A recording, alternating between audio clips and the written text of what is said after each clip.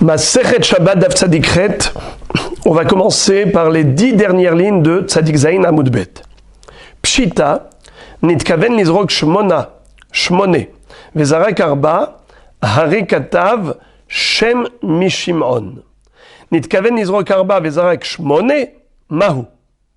Mi amrinan ha'apikle, odilma, echad ebae, ha'lonah. La Gemara veut nous enseigner un chidouche, mais elle a introduit ce chidouche par une halakha qu'elle trouve évidente. Alors elle dit, cette halakha est évidente, mais quel est le din dans ce cas? De quoi parle-t-on?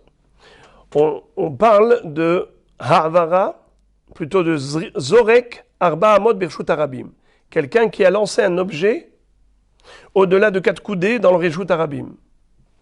Quel est le din? Chayav. Si une personne souhaitait lancer un objet, non pas à 4 coudées de distance, mais à 8 coudées. Par erreur, l'objet a atterri au bout de 4 coudées. Quel est le din?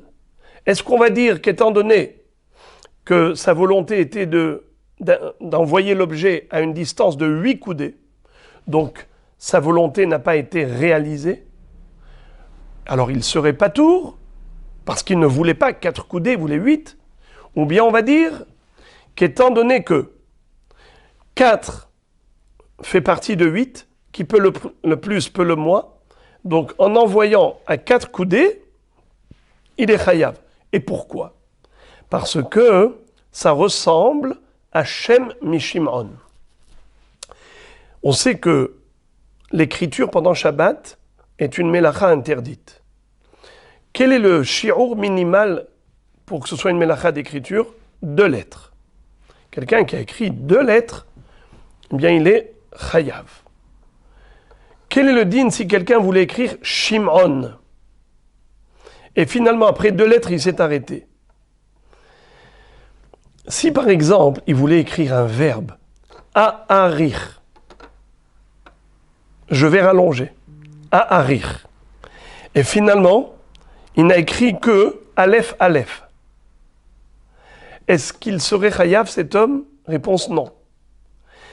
Car s'il voulait depuis le début écrire que Aleph, Aleph, il va être chayav. Mais comme lui ne voulait pas écrire Aleph, Aleph, il voulait écrire a'arir. Et Aleph, Aleph, ça ne veut rien dire. Alors il ne sera pas tour. Mais quelqu'un qui voulait écrire Shimon, il a écrit Shin Mem, il est chayav.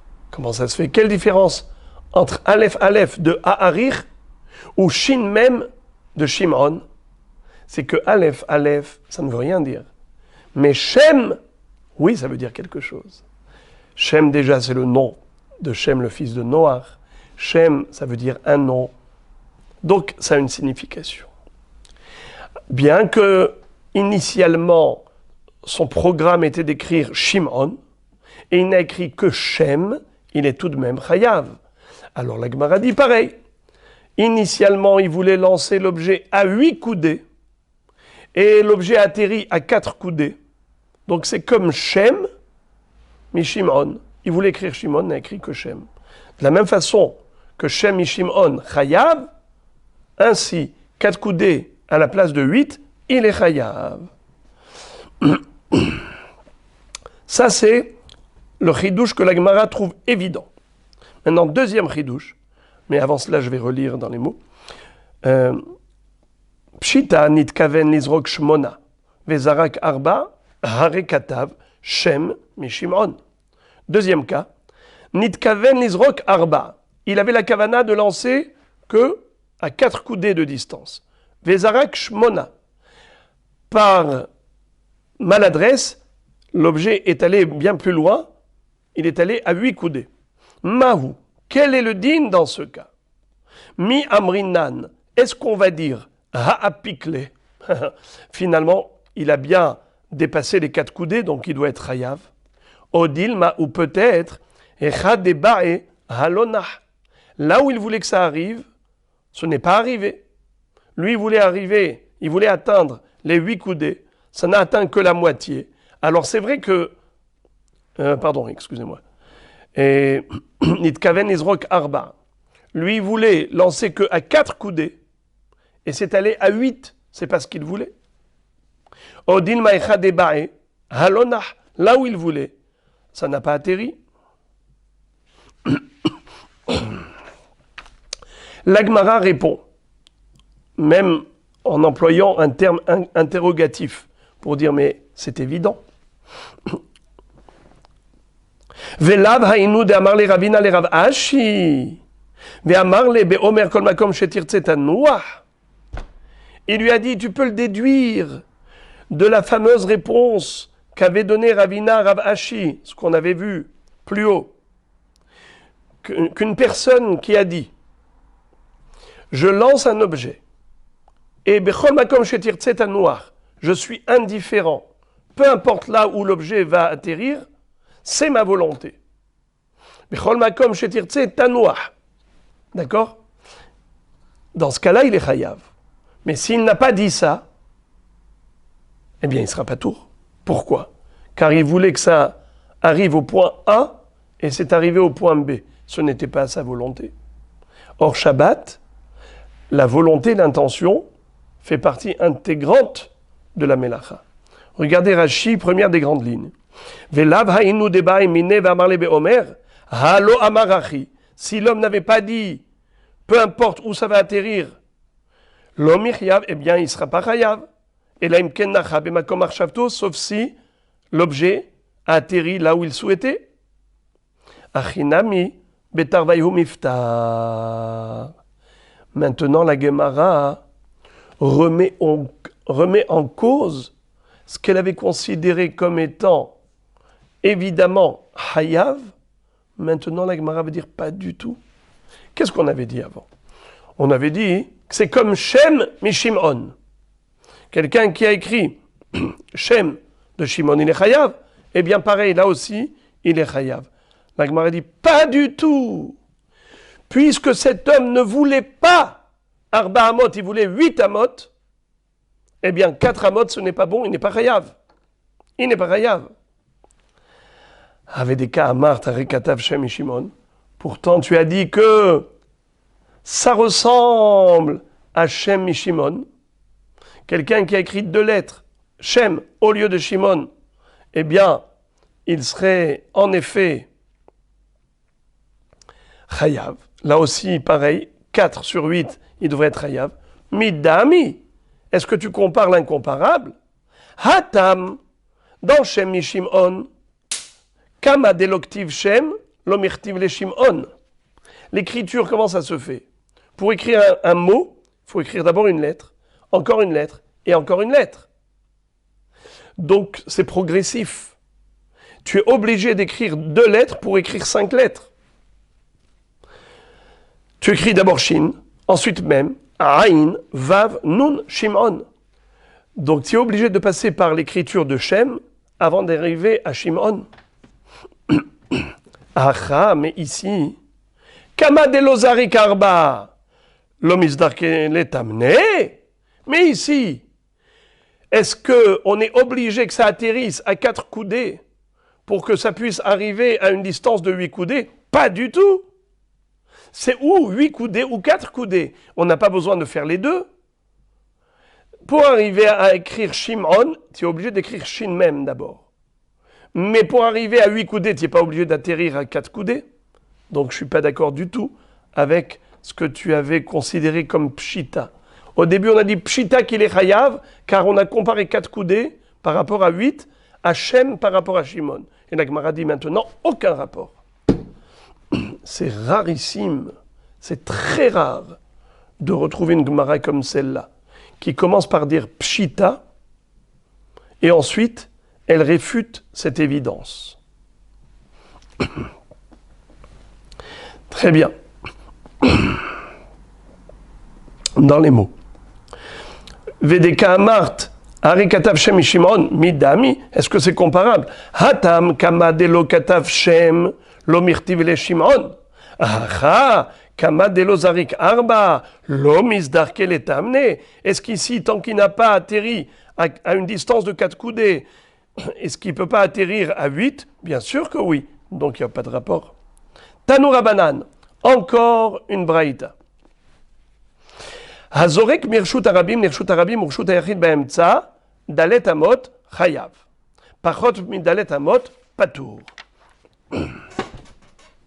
Quel est le din si quelqu'un a pris par exemple une balle de tennis, il se trouvait devant un reshut ayachid.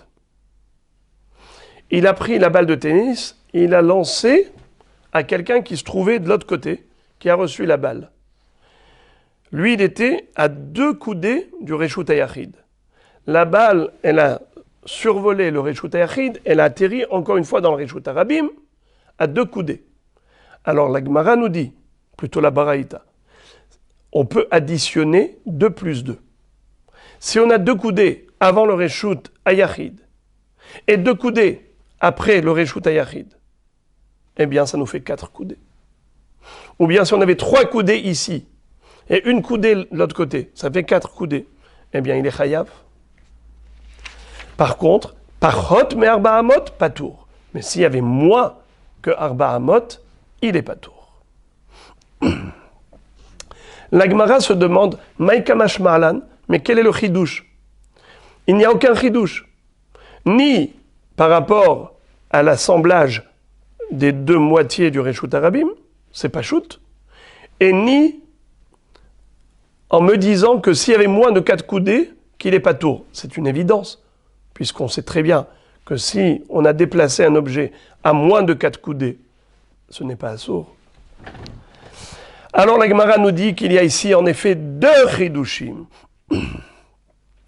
Hakamash ma'alan, reshuyot mitztarfot.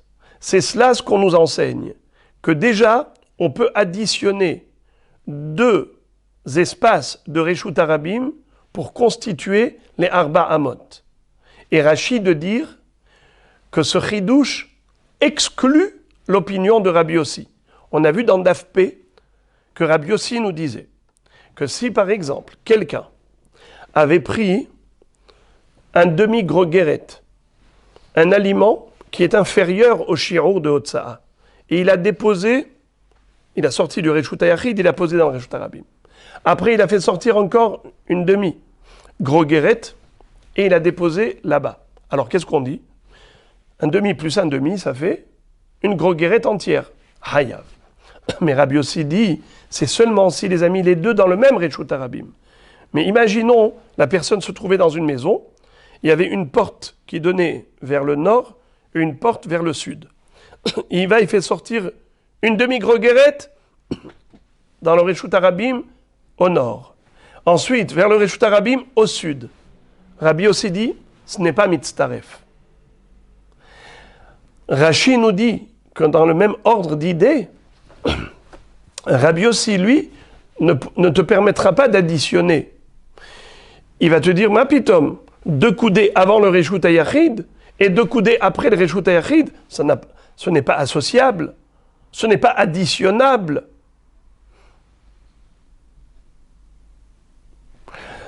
C'est ça le chidouche. C'est de nous dire qu'on n'est pas d'accord avec Rabbi Yossi. Et que oui, en effet, on peut associer 2 coudées avant et 2 coudées après le reshut ayachid à partir du moment où la balle de tennis a parcouru arba amot birshut arabim.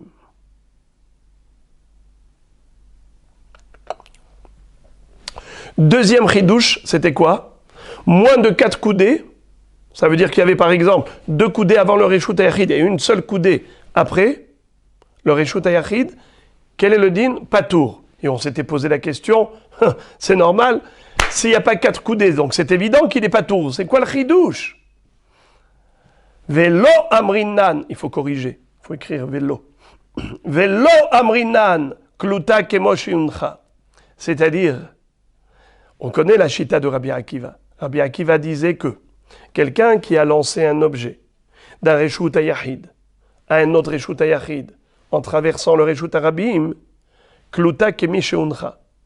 Bien que la akira c'était birshut ayachid et la naha c'était birshut ayachid, mais étant donné que ça a traversé l'atmosphère du reshut arabim,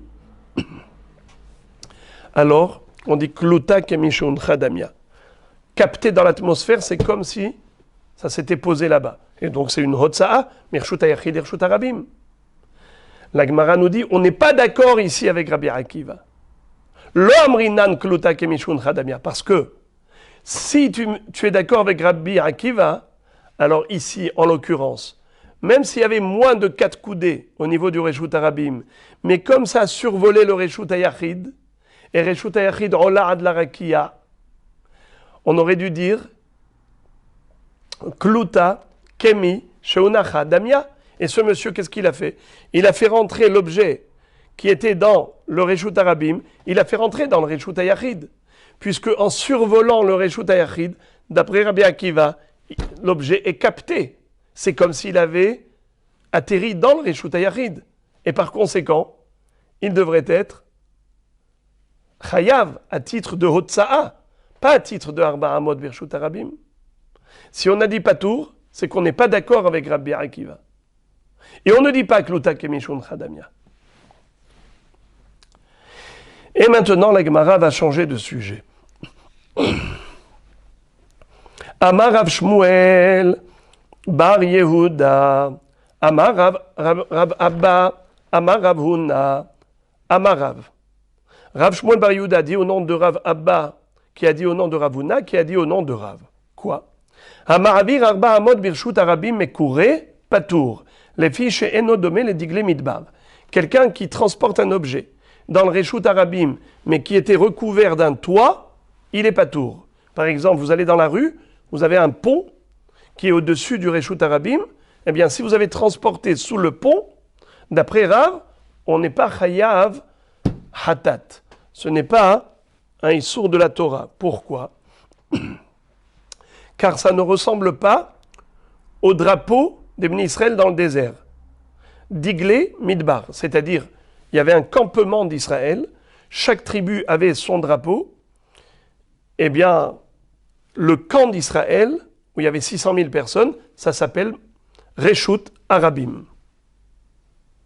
Est-ce que c'était recouvert d'un toit? Non, puisque ce n'était pas recouvert d'un toit, eh bien, tout Reshut Harabim doit ressembler au camp d'Israël.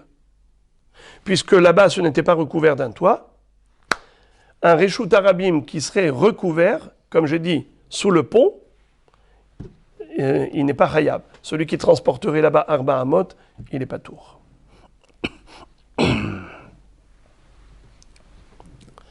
La Gemara pose une très grande question en disant, mais Rav, il se contredit, car lui-même il a enseigné au nom de Rabbi Hiya le contraire.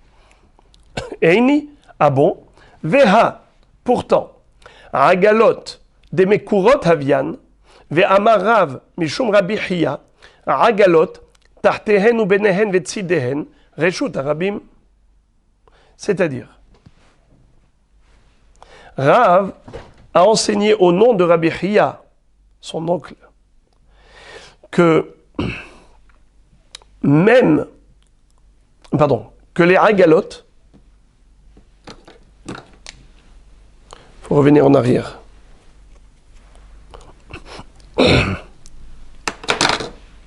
Eni, ah bon, Rav aurait pu dire une chose pareille.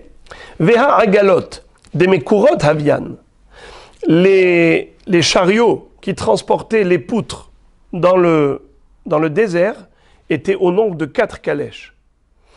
Les Bene Merari, du Shevet Lévi, étaient responsables du transport des poutres du Mishkan. Il y avait 48 poutres qui constituaient la structure du Mishkan, et donc c'était réparti en 4, donc sur chaque calèche, on avait 12 poutres, 4 fois 12, 48.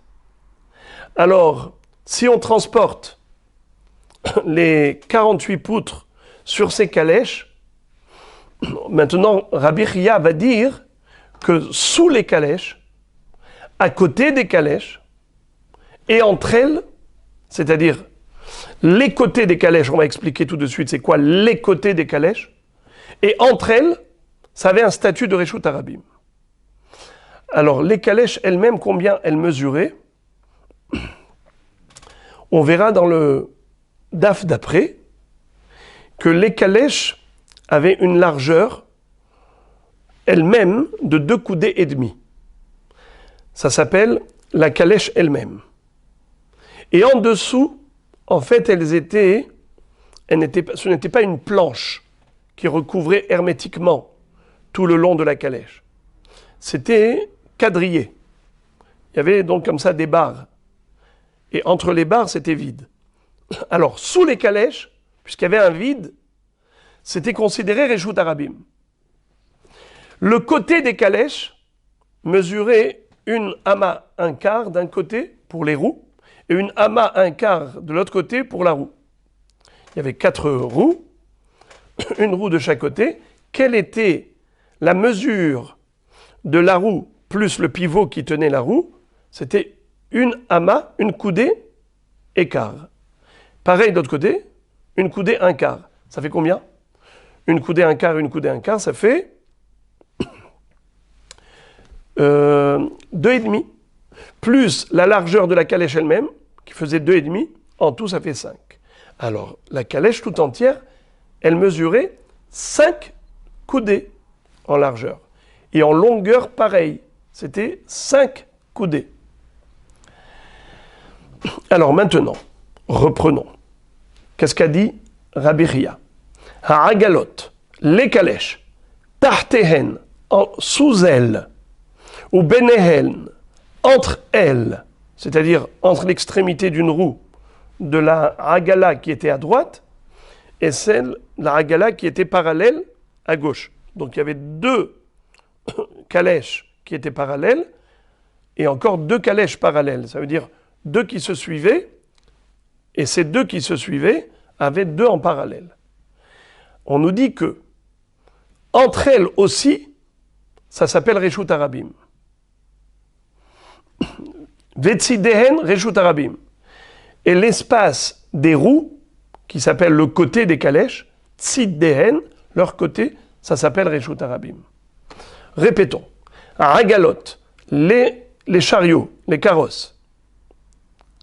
Tahtehen, en dessous de ces hagalotes. Ou benehen, entre les hagalotes. Vetzidehen, et les côtés des hagalotes, c'est-à-dire les roues. Tout cela a un statut de Reshut Harabim. Alors la question, on l'a comprise. Les hagalotes, elles avaient des poutres dessus. Puisqu'on a des poutres dessus, et on pose les poutres une à côté de l'autre, eh bien, ça y est, c'est hermétique. Même si la calèche elle-même, elle était quadrillée, d'accord? Mais, une fois que tu mets des poutres pendant le transport, alors maintenant, elle est recouverte totalement avec les poutres. Il y avait 12 poutres par calèche. Donc ça y est, il n'y a plus... C'est mécouré. Et or, maintenant, tu m'as dit que un Reshut Harabim qui est mécouré, qui a un toit comme sous le pont, c'est pas Reshut Harabim. Et pourtant, Rabbi Chia, que Rav lui-même a cité, nous a dit que sous les calèches, ça s'appelle Reshut Harabim. Question. Réponse, Bedarata. C'est quoi Bedarata? Entre les rangées. On parle ici qu'il y avait des rangées de poutres, et c'est où Reshut Harabim? Pas sous les poutres, entre les poutres, entre les rangées de poutres. La Gemara maintenant va rentrer dans les détails avec beaucoup de précision et elle va poser la question suivante. Mirde, puisque Orka de Hagala, Kama Havai, la longueur de la Hagala, combien était-elle? Hamesh Amin, 5 coudées. Et c'est sur la largeur de la Hagala qu'on mettait les poutres, sur toute la longueur. La longueur des poutres était sur la largeur de la Hagala, sur toute la longueur. Vous avez compris? La longueur, comme ça. Ça, c'est la longueur de la Hagala, d'accord? Et dessus, je pose les poutres, sur la largeur. Poutia de Keresh Kamahavai. La largeur des poutres était de combien? On sait que les poutres mesuraient 10 coudées de haut et une largeur d'une coudée et demie et une épaisseur d'une coudée. Alors, si on posait les poutres sur leur largeur, Poutia, des Keresh, Kama, Havaï, la largeur de la planche, combien était-elle? Amta ou Palga. La largeur de chaque planche était d'une coudée et demie. Kama motive, combien de planches je peux mettre côte à côte sur la calèche? Tlata, je peux mettre trois planches. Alors qu'est-ce que ça me donne? 3 fois 1,5, ça me donne 4 coudées et demi. Pachalé, Palga de Amta. Combien il va rester de vide, d'espace vide entre les planches, entre les rangées? Une demi-coudée, puisque la longueur de la calèche était de 5 coudées. Si j'étale là-bas des rangées de planches qui font une coudée et demie, 3 fois 1,5, ça me donne quoi? 4,5. Donc 5 moins 4,5, c'est une demi-coudée. Combien mesure une coudée? 6 tfachim, une coudée. Donc une demi-coudée, c'est 3 tfachim. Maintenant, réfléchissons.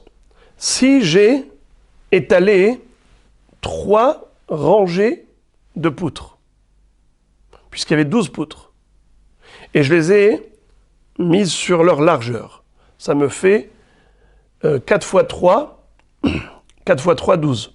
Si j'ai 3 rangées, donc j'ai 4 poutres en hauteur.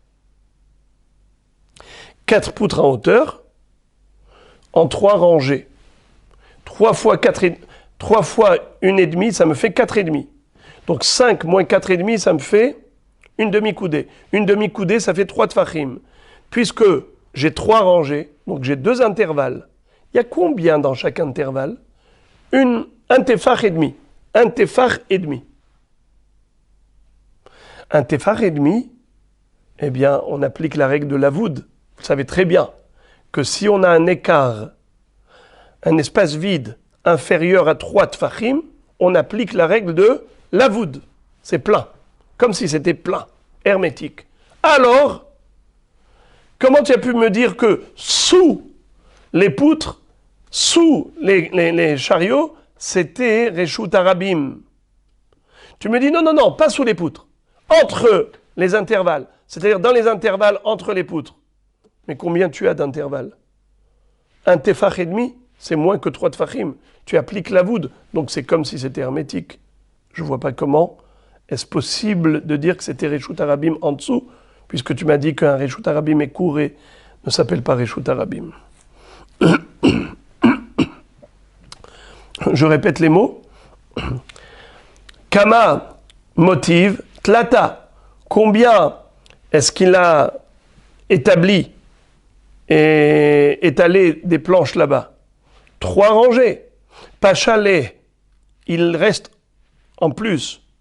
Palga de amta, une demi-ama, une demi-coudée. Kishadele mar bene ou bene, lorsque mon maître va, après ce calcul, laisser dans cet intervalle la moitié, c'est-à-dire un tefach et demi d'intervalle, et un tefach et demi dans l'autre intervalle, qui est l'avoud d'ami. Ça ressemble à l'avoud, c'est comme si c'était fermé. Alors, j'ai pas compris.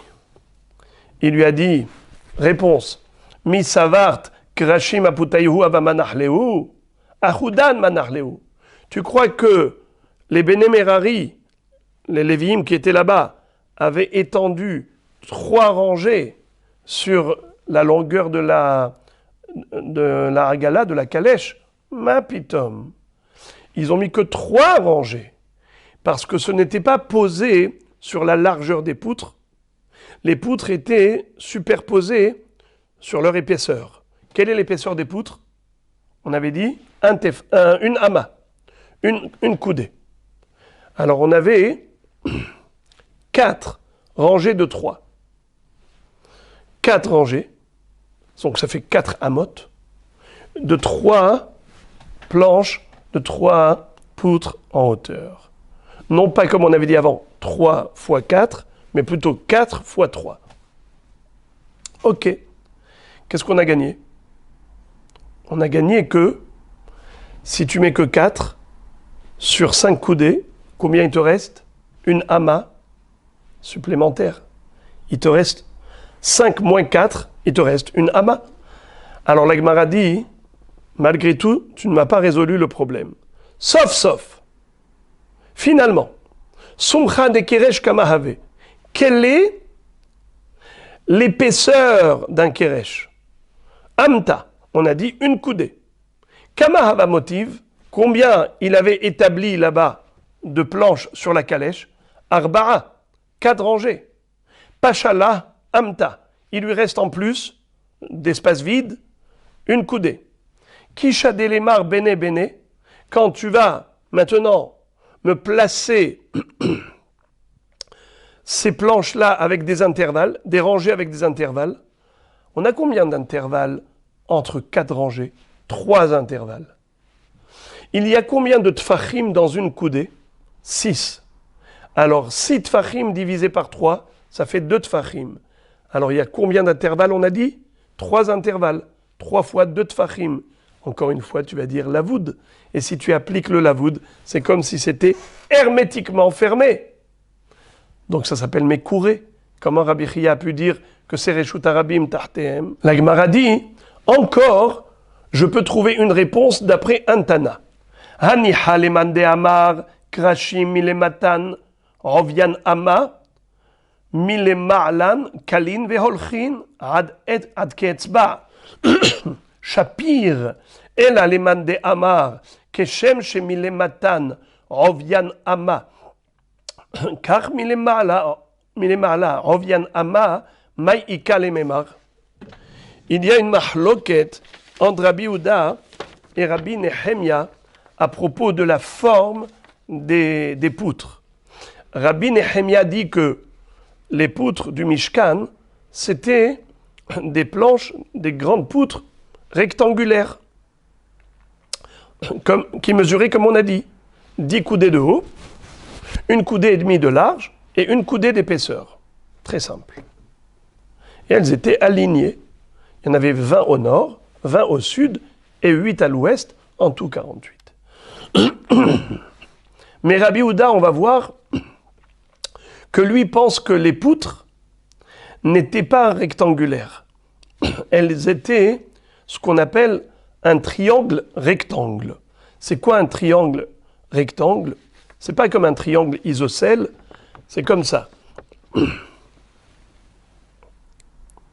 Ça veut dire que les poutres, cette façade qui était droite, c'était ce qu'on voyait à l'intérieur du Mishkan. Mais la partie qui était en oblique, c'était ce qui était à l'extérieur du Mishkan. Donc quelqu'un qui allait se tenir devant le Mishkan, et il va voir de profil, il va voir le Mishkan qui était triangulaire, comme une montagne, comme ça en pente. Ça c'est d'après Rabbi Yehuda.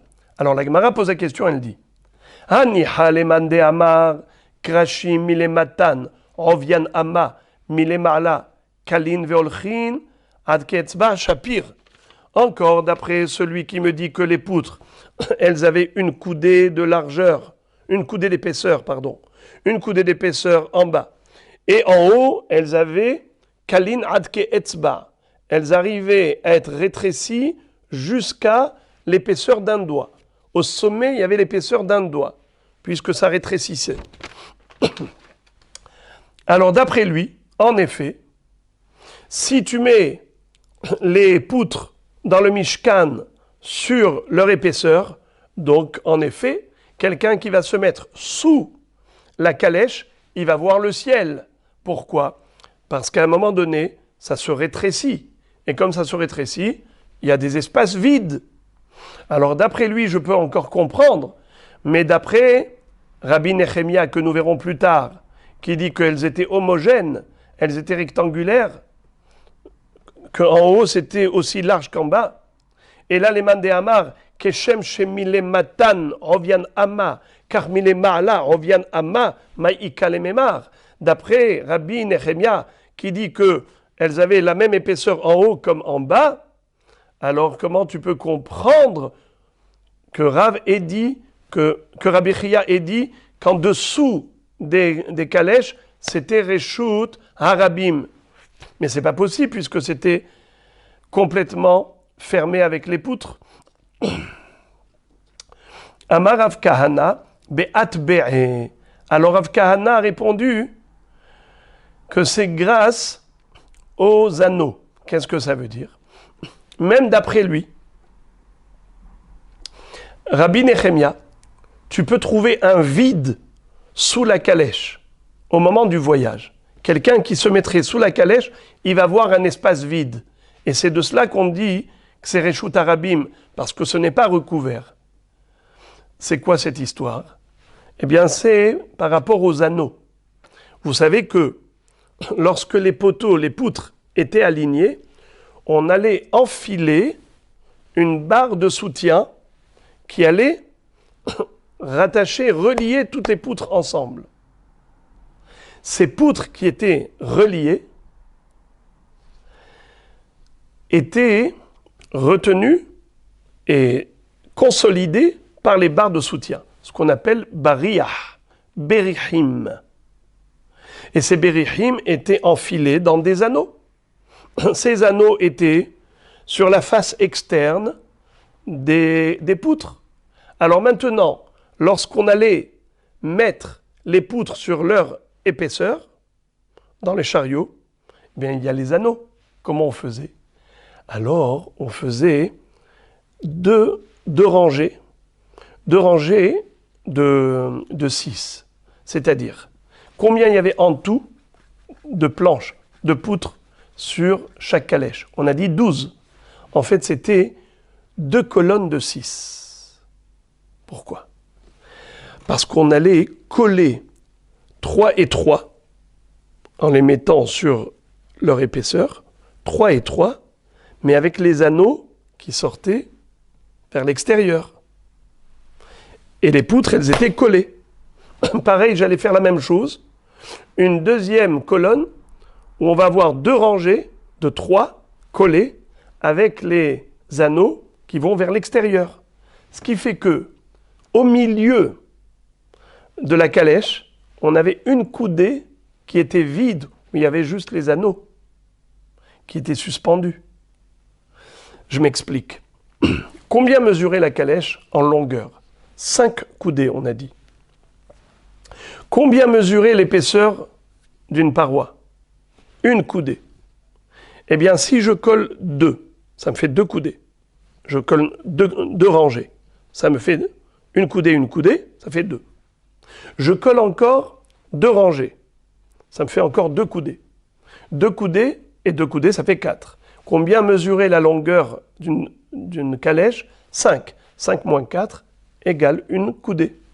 Ce qui fait que, entre ces 2 colonnes, ces 2 rangées, on avait une amas entière qui était vide. Et c'est de cette amas dont a dit Rabbi Chia que celui qui était en dessous, eh bien, il était dans le Reshut Harabim. Ça, c'est une explication si on dit que c'est atbe'e, tabaot. Mais Rashi cite une autre explication et il dit qu'il ne faut pas lire atbe'e, il faut lire atabé. Atabé, c'est comme des trombones pour attraper les feuilles et relier des fiches. À l'époque, ce n'était pas des trombones qu'ils avaient comme aujourd'hui. Ils prenaient un bois et ils allaient le fendre au milieu et ensuite ils allaient pincer leurs fiches à l'intérieur de cette fissure. Le bois allait pincer les fiches. Eh bien, c'est juste pour nous donner une illustration de ces 2 rangées-là. Il y avait ici une rangée de 6 et une rangée de 6. Mais ces 6-là, elles étaient 3 et 3 collés exactement comme les atabés, comme les trombones de bois. Ok. La Gemara pose la question, elle dit Atbe'e echa manahlehu agaba de agala agala gufa mekura havai. Maintenant, la Gemara pose la question légitime. D'accord, tu as réussi à me créer un espace d'une amas qui est disponible.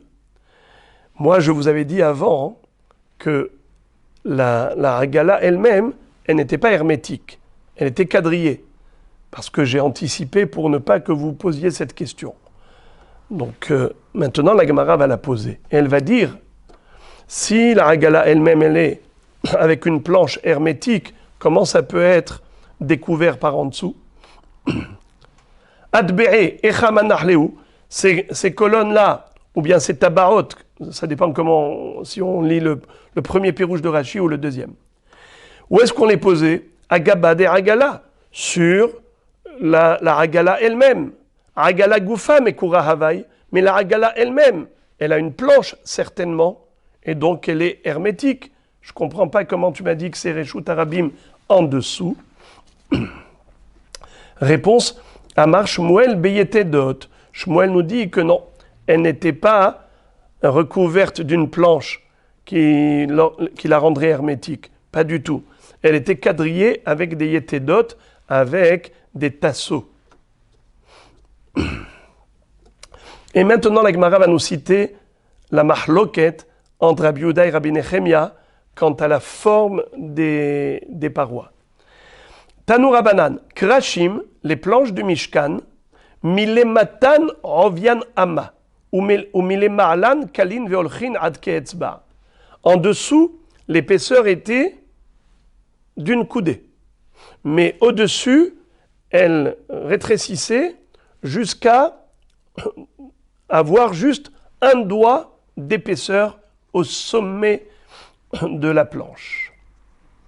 Shene Emar, d'où Rabbi Yehuda va déduire cela, Ihyu tamim al rosho, ou les halanu omer, tamu nichratu, dit vrai Rabbi Yehuda. C'est-à-dire, la Torah nous dit, en décrivant le Mishkan, elle nous dit qu'au sommet, c'était tamim. Rabbi Yehuda dit tamim, ça vient du mot tamu, comme on a trouvé dans le Sefer Yoshua, tamu nichretu, à propos de la traversée du Jourdain, à pied sec. Am Israël sont rentrés en Eretz Israël avec un nes comme Kriat Yamsouf. Il y a eu Kriat Ayarden. Malecha Hayam Kitanus Ayarden Tisov Leachor. Et comment ça s'est passé? Eh bien, d'un côté, les eaux se sont arrêtées de couler, elles montaient vers le haut et formaient une muraille, et de l'autre côté, elles ont disparu, elles se sont éloignées. Tamu Nichretu. Alors, l'eau qui a été éliminée, on l'appelle tamu, éliminée. La même chose, le bois, quand tu vas le tailler, tu vas éliminer une partie du bois. Donc c'est pour cela que d'après Rabbi Yehuda, on a éliminé toute la partie de la planche tamim iyu al rosho. C'est-à-dire que quand tu arrives en haut, al rosho, tamim, tu as retiré toute une partie de la planche, de l'épaisseur. Dit vrai Rabbi Yehuda. Rabbi Nechemia Omer, Keshem shemile matan ovian ama, car mile ma'alan ovian ama, sheneemar yahdav. Rabbi Nechemia dit pas du tout. Il dit c'était des rectangles. En bas c'était une épaisseur d'une coudée, pareil en haut. Et d'où il déduit, parce que c'est écrit yahdav. Dans ce pasouk même, je vous lis le pasouk. Ve'ihyu to'amim milemata ve'yahdav ihyu tamim al rosho el tabaat ha'echat. Donc, il y en a un qui a déduit du mot yahdav, qui veut dire homogène. C'est pareil en haut comme en bas. Et l'autre, il a déduit du mot tamim, qui veut dire réduit, rétréci. Alors maintenant, la Gemara va poser la question à chacun. Qu'est-ce que tu vas faire avec le mot qui figure dans le passouk qui te contredit? Regardez. Ve'aktiv tamim, Rabbi Nechemia. Comment tu peux dire que c'était homogène? Pourtant, c'est écrit tamim, qui veut dire éliminer, rétréci. Réponse. Aou, delitu shelemin, velolitu de nisra. Lui dit que le mot tamim ne veut pas dire éliminer, rétréci, pas du tout. Au contraire, il veut dire shalem, c'est-à-dire qu'il fallait apporter du bois parfait, du bois massif, et non pas racoler des morceaux pour fabriquer une poutre. Il fallait que ce soit du bois massif. Delitu shlemin velolitu de nisra, et pas des morceaux nesorim. Alors maintenant la Gemara s'adresse à Rabbi Yehuda, veidach nami haktiv yahdav. Rabbi Yehuda, pourquoi tu dis que les poutres n'étaient pas homogènes, pourtant c'est écrit yahdav? Il te répond, ahu delo lishalhufinu me'adade, c'est-à-dire que quand tu vas les mettre, les aligner pour construire le Mishkan, il fallait qu'elles soient très droites, de manière à ce que celui qui se trouve dans le Mishkan, qu'est-ce qu'il voit devant lui? Il voit que des façades très droites, et non pas qu'il y ait des poutres qui soient en décalé, des poutres décalées en quinconce. Il fallait que ce soit aligné de manière à créer une façade absolument plate et droite à l'intérieur du Mishkan. Pour ça que c'est écrit Yahdav, aligné. Encore une question. Bish lama lemande amar keshem shimi lematan ovian ama, car mine ma'alan ovian ama, hainu dirti vuliarkete hamishkan yama taase shisha kerashim, ushne kerashim taase lim kutzot, deate putia dehane, memale le sumcha dehane. Ella le mande amar, mile matan ovian ama, ou mile ma'alan kalin veolchin ad keetzba, hay aïl ve hay nafik. Qu'est-ce que ça veut dire? La Gemara se demande, et elle dit, encore d'après Rabbi Nehemia qui disait qu'elles étaient homogènes, alors je peux très bien comprendre les psukim qui nous décrivent la configuration du Mishkan. Il y en avait 20 au nord, 20 au sud de ces poutres, alignées, puisqu'elles avaient une largeur d'une coudée et demie, donc 20 fois une coudée et demie, ça fait 30 coudées. Pareil au sud, nord-sud. Mais à l'ouest, on avait combien? 8 krashim. 8 krashim à l'ouest. Si chaque keresh, il a une largeur d'une coudée et demie, 8 fois une coudée et demie, ça fait combien? 12 coudées. Maintenant, si on met les deux murs qui avaient une épaisseur d'une coudée, puisqu'on a déjà dit que l'épaisseur de chaque paroi était d'une coudée. Alors on a deux murs dont l'épaisseur c'est une coudée. À l'ouest, j'ai un mur de 12 coudées. Je leur colle un mur de part et d'autre, ça me fait 12 moins 2. 12 moins l'épaisseur des deux murs. Combien il me reste? 10. En effet, celui qui était à l'intérieur du Mishkan, qu'est-ce qu'il voyait devant lui? Il voyait une longueur de 30 coudées et une largeur de 10 coudées. Ça faisait un angle droit. Alors la Gemara dit, d'après Rabbi Nehemia, je comprends que en effet c'était très structuré, homogène avec cet angle droit. Mais d'après Rabbi Yehuda qui dit que les murs, si on se tenait de profil, on voyait des murs qui allaient en pente, n'est-ce pas?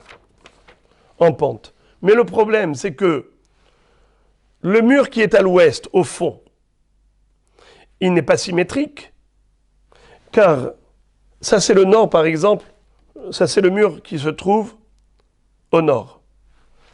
Il va jusqu'où? Jusqu'au mur qui va à l'ouest. Quand je regarde, qu'est-ce que je vois?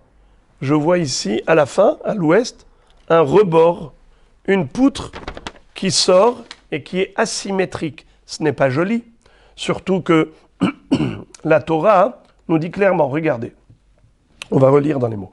Bish lama lemande amar, ça va très bien d'après celui qui dit Keshem shelematan rovian ama, car minemarlan rovian ama. De la même façon qu'en bas, l'épaisseur était d'une coudée, pareil en haut. Haïnu dirtiv, je peux bien comprendre ce que dit le pasuk, uliarkete hamishkan yama, et au bout du Mishkan à l'ouest, Yam c'est l'ouest, Taase shisha kerashim, tu vas aligner 6 planches. Si chaque planche elle mesurait une coudée et demie, 6 fois une et demie, ça fait 12 coudées. Ushne kerashim taase nim kutzot. Alors, qu'on comprenne bien, la Torah nous dit Taase shisha kerashim. Tu mettras au fond 6 planches. 6 planches multipliées par une coudée et demie, ça fait combien? 9. Donc en face, déjà, on avait 6 planches. Et après ça, dans les côtés, velim kutzot, ushne kerashim ta'ase lim kutzot. C'est-à-dire, tu vas mettre au Mekutzot à Mishkan, tu vas mettre 2 kerashim là-bas à l'angle droit. Ça nous fait 8, 6 plus 2. Des athées putia, des hané. On va apporter la largeur des murs de droite et de gauche, mais malé les sumcha des hané. Pardon.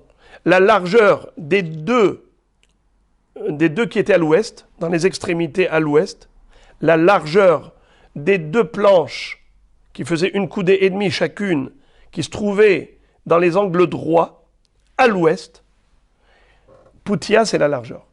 Mais Malé, les Soncha des Hané, ça recouvre l'épaisseur des murs du nord et du sud. Vous savez combien? 12 moins 2, 10. Et là, les mande amar mile matan ovian ama, ou mile malan kalin veolchinat ketzba, hay aïl ve hay nafik. Mais d'après celui qui dit que c'était triangulaire, alors j'ai un problème. C'est que le mur du fond, eh bien, il sort en relief, puisque les murs du nord et du sud rentraient vers l'intérieur, c'était triangulaire, et donc automatiquement, les 2 qui étaient à l'angle droit sortaient en relief, c'était pas beau. Réponse, d'échaffer les hokitourines. En fait, on allait scier au fond pour donner exactement la même forme aux 2 planches qui étaient dans les angles droits au nord-ouest et au sud-ouest. On allait tailler les 2 planches qui se trouvaient à l'angle droit afin que ce soit symétrique par rapport aux 2 murs du nord et du sud. Chafeléou qui tourine. On allait tailler pour donner une forme comme une montagne. Tours, c'est une montagne. Et la Gemara maintenant nous donne une dracha par rapport au bariyah. On a parlé des barres de soutien. Il y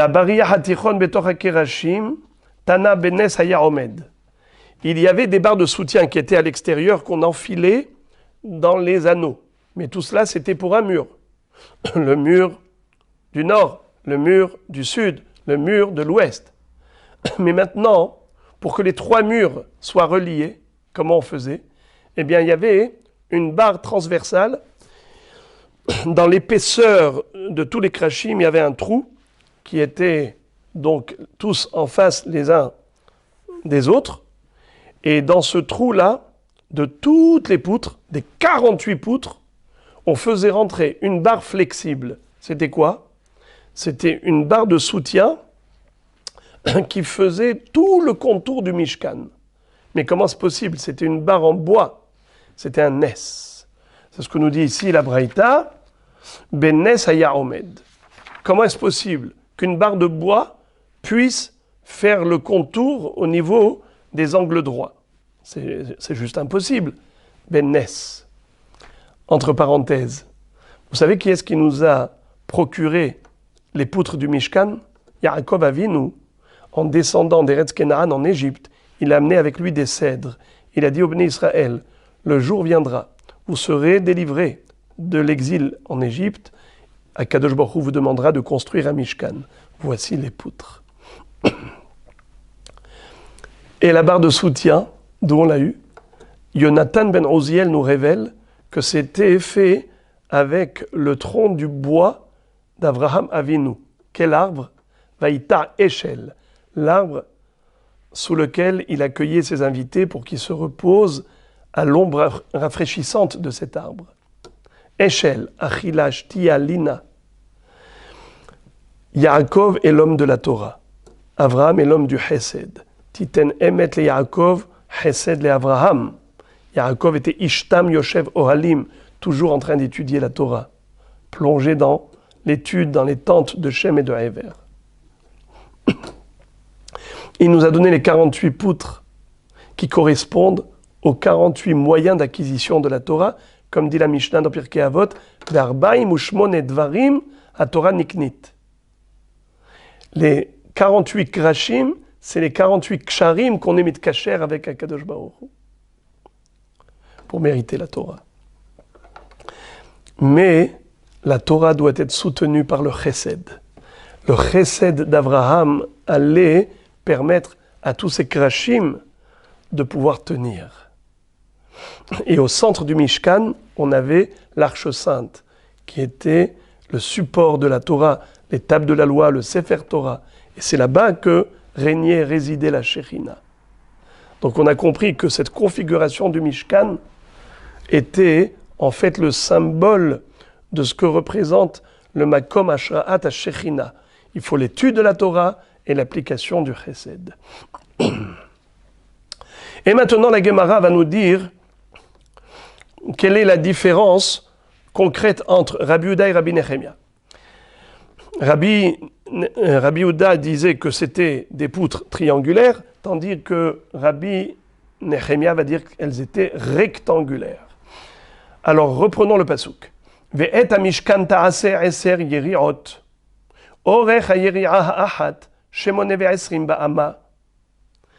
Maintenant, la Gemara va aborder le sujet des tentures. On a compris. La structure du Mishkan, en bois, c'était quoi? 20 poutres à droite, plutôt 20 poutres au nord, 20 poutres au sud et 8 à l'ouest.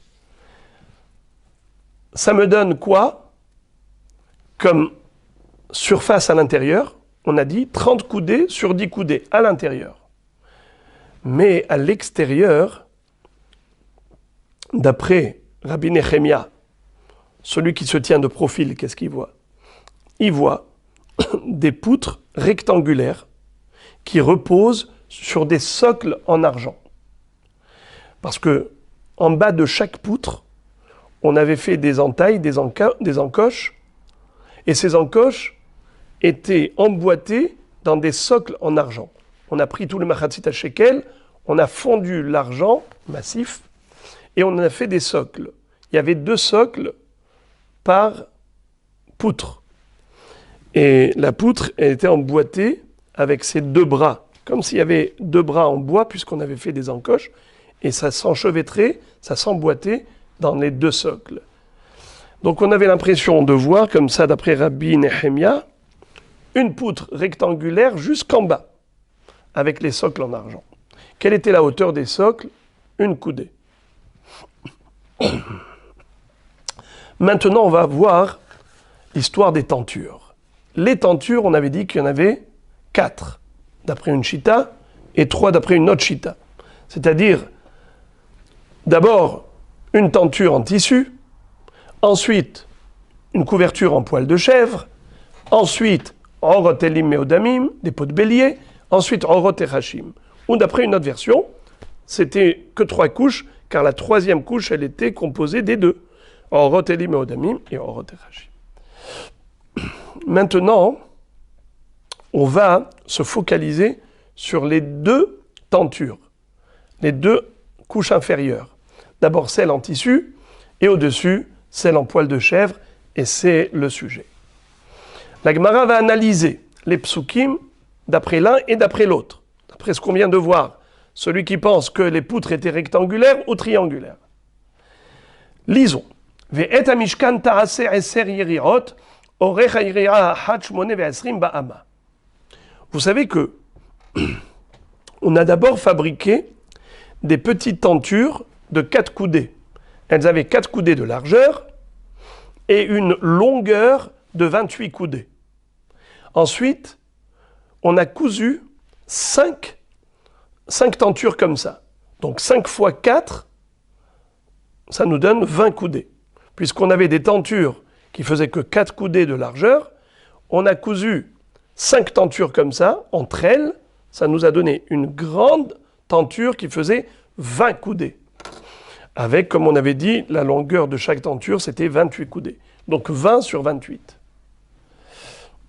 Et après, qu'est-ce qu'on a fait? On a refait la même chose. Donc 20 et 20, ça fait 40. Comment s'appelle chacune des tentures? On les appelle mahberet, parce que c'était mehoubar. C'était des tentures qui étaient constituées de 5 petites tentures qu'on avait liés ensemble, qu'on avait cousus. Ça s'appelle Mahberet Ahat, Mahberet Hashenit. Et à l'extrémité de ces deux mahbarot, on avait mis des loulaot. Loulaot, c'est-à-dire des anneaux en fil, en tissu, des anneaux en fil, des loulaot. On avait 50 loulaot dans l'extrémité de la première mahberet, 50 loulaot dans l'extrémité de la deuxième mahberet, et ensuite on a relié ces deux mahbarot avec des crochets, des agrafes en or. Ça, c'était pour les deux mahbarot des tentures en tissu. Ensuite, on a refait la même chose avec le poil de chèvre. On avait des tentures de 4 coudées sur une longueur non pas de 28 coudées, mais de 30 coudées. Et ensuite, on a relié, on a fait une première mahberet, comme on avait vu pour le tissu, c'est-à-dire 4 x 5, 5 petites tentures de 4 coudées, 5 x 4, 20. Mais après, on a pris une deuxième, mais cette fois-ci, il y en avait 6. Dans la deuxième mahberet, il n'y avait pas que 5. Il y avait 6 petites tentures de poil de chèvre, 6 x 4, 24. Donc 20 et 24, ça fait combien ? 44. On a mis des loulaot, donc des anneaux en tissu, sur toute l'extrémité de la première mahberet et sur l'extrémité de la deuxième mahberet. Sauf que les kérassim de la deuxième couverture, du poil de chèvre, ce n'était pas en or. Ce n'était pas des karsé zahav, des crochets en or, c'était des crochets en cuivre. C'était des agrafes de cuivre. Alors maintenant, ce qui est très intéressant, c'est que pourquoi on a fait en sorte que les tentures de poil de chèvre soient plus longues que les tentures de tissu.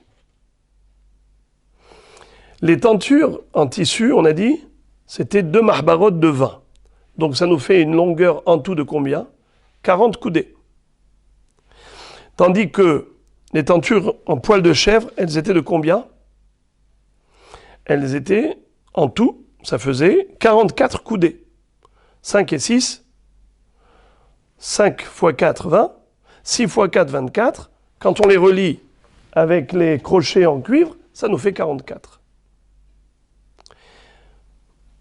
On verra après que Akadosh Baruch Hu nous a demandé de mettre la tenture de poil de chèvre avec 2 coudées qui retombaient devant le Mishkan. Il y avait un retour, c'est-à-dire lorsqu'on rentrait dans le Mishkan par l'est, on voyait 2 coudées de poil de chèvre, de tenture en poil de chèvre. Et à l'arrière du Mishkan, il y avait encore 2 coudées qui traînaient sur le sol, qui revenaient sur le sol. Un peu comme une kala, qui a le voile devant et la traîne derrière. Donc si on regardait le Mishkan de profil, tu aurais pu voir comme ça, sur le front, c'est-à-dire à l'entrée du Mishkan, 2 coudées qui retombaient, et ensuite, après avoir recouvert tout le Mishkan, on avait 2 coudées qui descendaient de l'autre côté. Alors maintenant, venez, on va réfléchir. Ça va être un peu compliqué, mais pas trop. Dans le passouk, il est écrit Veta Mishkan ta'ase 10 yerirot. Le Mishkan, c'est-à-dire les tentures en tissu, tu vas les constituer de 10 petites tentures. Orech ha'iri'a ha'ahad shemone ve'esrim ba'ama. On a dit que la longueur de chaque petite tenture de 4 coudées était de 28 coudées. Maintenant, une fois que tu as les 10 yerirot, 5 et 5, puisqu'il y a 2 marbarot de 5, ça te fait en tous 10 yerirot. Shade orkaihu, les poutia des Mishkan. Prends maintenant la longueur des yerirot, c'est-à-dire 28 coudées, tu les étends sur la largeur du Mishkan.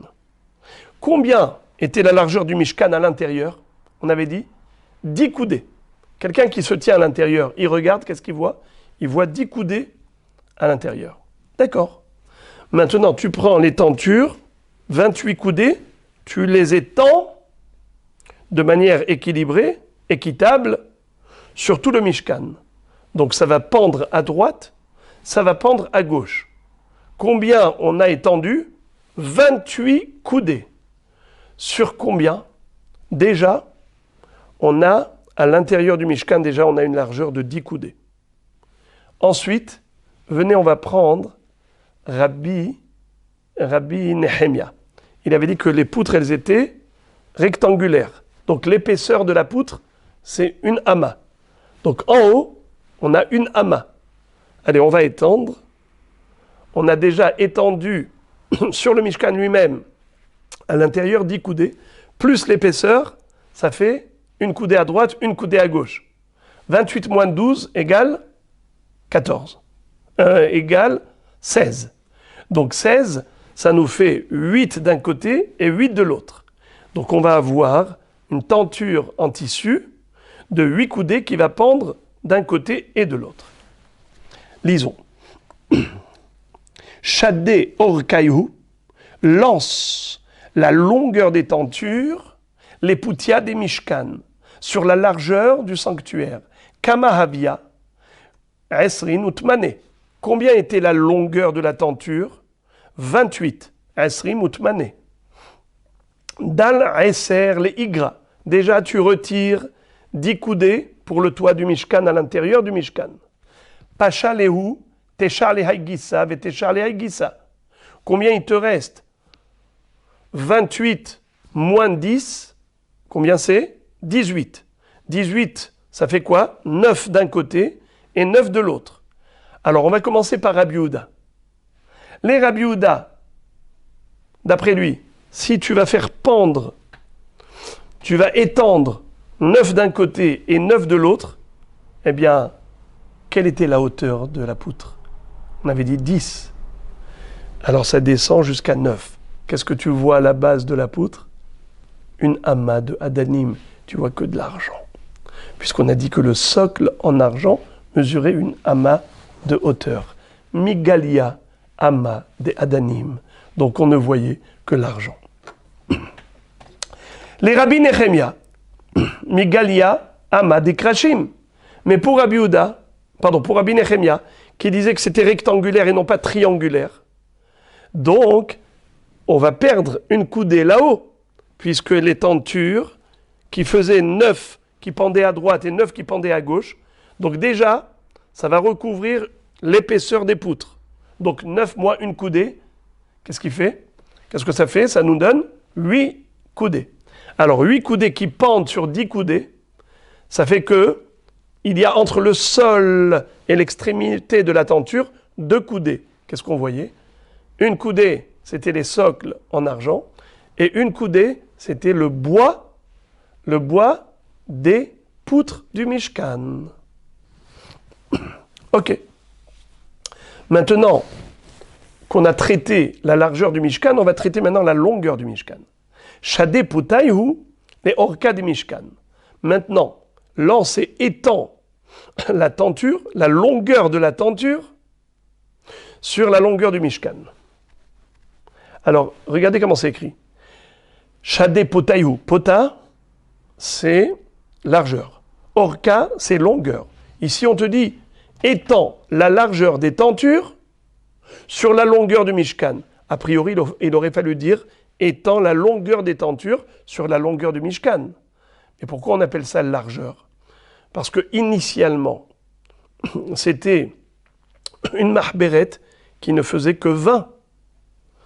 20 en tant que mahberet et 28 en longueur. Donc, qu'est-ce qu'on appelle longueur? C'est 28.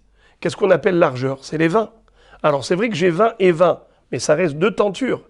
Alors, on appelle ça, maintenant, mets la largeur des tentures sur la longueur du Mishkan. Alors, on a 2 largeurs de tenture. 20 et 20, ça fait 40. Quelle était la longueur du Mishkan?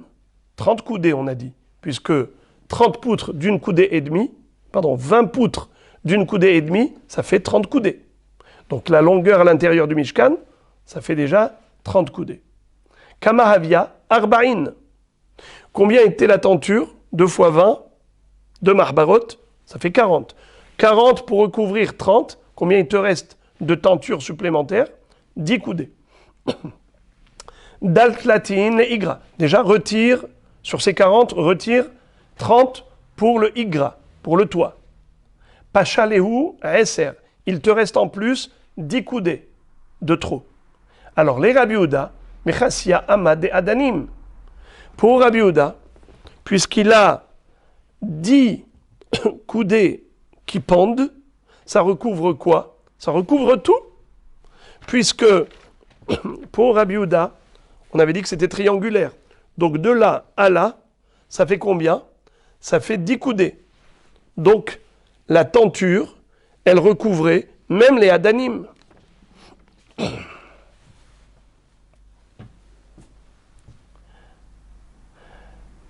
Tandis que les Rabbi Nechemia, Migalia, Amad et Adanim. Mais d'après Rabbi Nechemia, à l'arrière, on voyait l'argent des Adanim, une coudée qui était découverte. Pourquoi? Car d'après lui, les poutres, elles étaient rectangulaires. Donc là-haut, la tenture qui mesurait 10 coudées, ok, elle mesure 10 coudées, mais déjà il faut qu'elle recouvre l'épaisseur de la poutre. Ça fait 10 moins une coudée. Donc combien va pendre? 9 coudées. Donc ça ne peut pas recouvrir les 10 coudées, ça ne recouvrait que 9 coudées. Donc il y avait une amas qui était découverte, c'était la amas des Adanim, la amas des socles. La Gemara continue encore une analyse similaire. Mais cette fois-ci, elle ne va pas parler des tentures en tissu, on en a déjà parlé de ça, maintenant on va parler de poils de chèvre. Et tu feras une deuxième couverture en poils de chèvre, comme ohel sur le Mishkan. Cette fois-ci, les tentures, elles seront d'une largeur de 4 coudées, certes, mais la longueur plus longue. Pas 28 coudées, 30 coudées.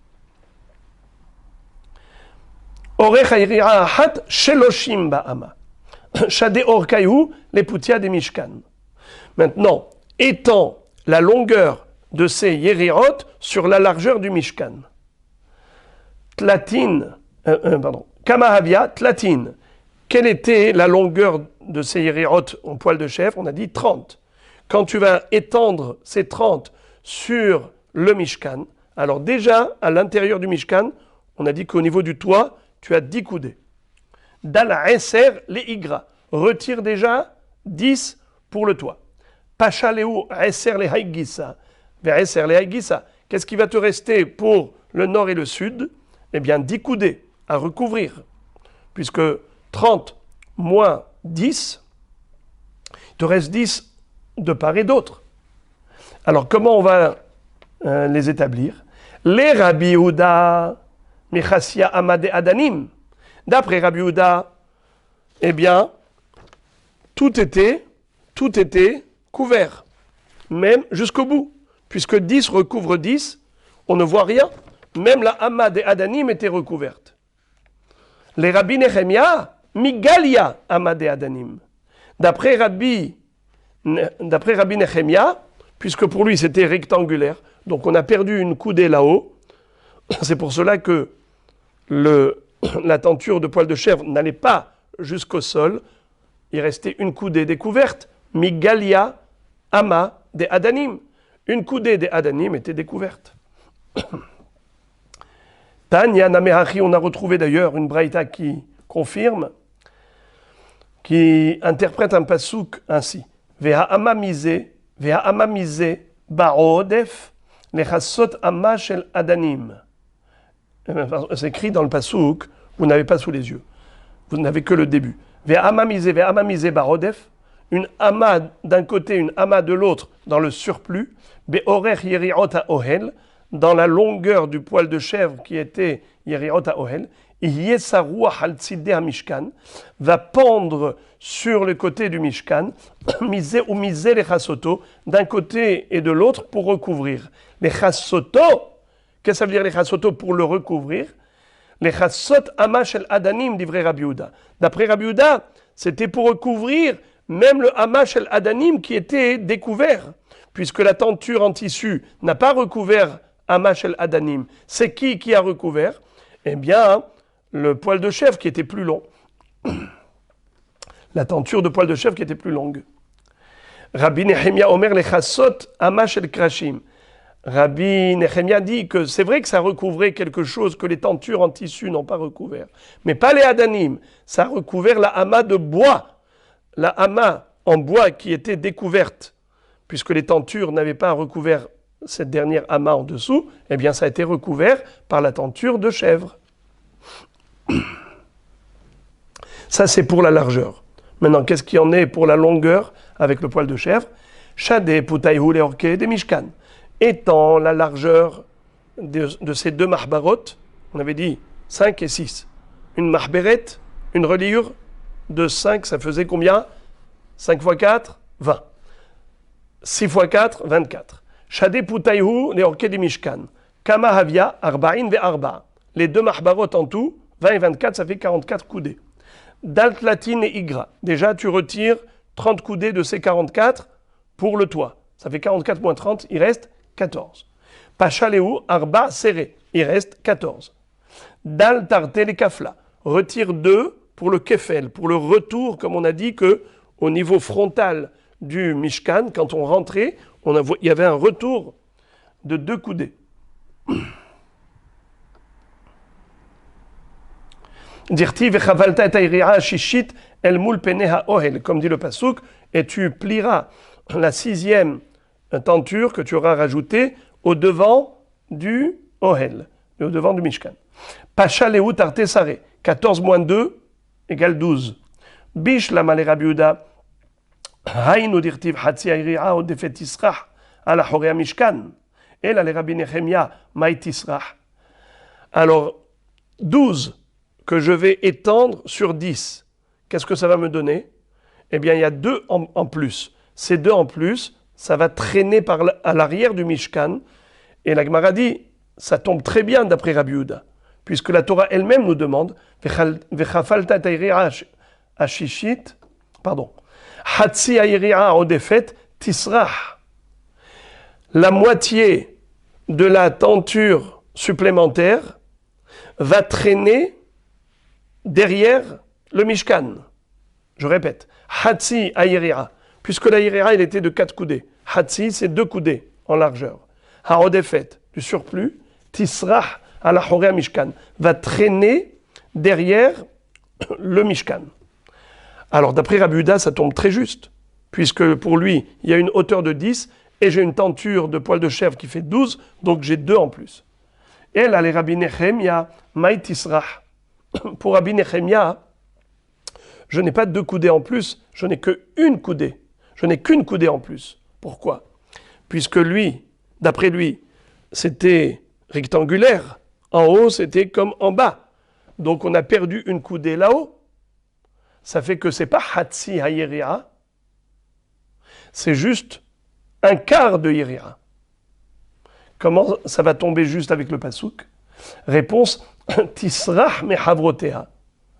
Quand on nous a dit Hatsi Hayeria ha'odefet Tisrach, à la Chorea Mishkan, c'est pas que la traîne était de 2 coudées, était de Hatsi Hayeria. Non, Hatsi Hayeria ha'odefet, après avoir mis un retour frontal à l'entrée du Mishkan, qu'est-ce qui me reste encore? Hatsi Odefet. Ce Hatsi Odefet, une partie de ce Hatsi va traîner à l'arrière du Mishkan. D'ailleurs, très joliment, Rabbi Ishmael nous dit Tana de Rabbi Ishmael, lema Mishkan domé, le isha sheme alechet bashuk, ve shipuleha me alechin achareha. À quoi ressemblait le Mishkan avec cette tenture de poil de chèvre? À une femme qui marche dans la rue, qui a le foulard qui retombe devant, sur son front, et qui a shipuleha me alechin achareha. Et la traîne qui est à l'arrière. Il n'y a pas écrit l'histoire du voile sur le front, ça c'est moi qui ai rajouté, mais c'est par rapport à ce que nous voyons, en effet, dans le Mishkan. Il y avait un retour frontal et il y avait une traîne à l'arrière. Et la Gemara va conclure en disant Tanu Rabanan, Harutzim hayu akrashim, ve halulim hayu adanim. À la base des poutres, il y avait des encoches, parce qu'on avait fait des entailles pour laisser deux bois, c'est-à-dire deux manches qui allaient s'emboîter à l'intérieur des cavités des socles. Eh bien, en effet, halulim hayu adanim. Les socles en argent étaient creux. Halul avait des cavités afin d'introduire à l'intérieur de ces cavités les manches de bois des poutres à la base des poutres. Venir in akerasin balula hot ke kochavim barakia. Et on avait l'impression, lorsqu'on levait les yeux dans le Mishkan, de voir le techelet et de voir les kerasim, les crochets en or, les crochets en cuivre. On avait l'impression de voir des étoiles dans le ciel. C'est à cela que ressemblait le Mishkan.